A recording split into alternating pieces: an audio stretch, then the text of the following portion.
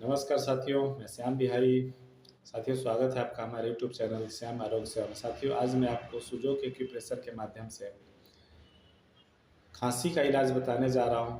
ठंड के समय में हर किसी को खांसी की समस्या हो जाती है और बलगम किसी को सूखा हुआ होता है और किसी को काफ़ी कफ वाला होता है। सुजोक एक्यूप्रेशर के अनुसार यदि आपका बलगम नहीं निकलता है तो आप इस जगह LU5 पर मेथी का इस्तेमाल करेंगे या बायल मैग्नेट को टोन करेंगे। और अगर आपको खांसी में बलगम अधिक निकल रहा है तो यहाँ LU10 पर आप बायल मैग्नेट को सीडेड करेंगे या फिर दोनों जगह जो मैंने बताया वहाँ मेथी का इस्तेमाल करेंगे। ये बाइलेटरल होता है, यानी दोनों हाथ के इंडेक्स फिंगर में आप इसका इस्तेमाल कर सकते हैं।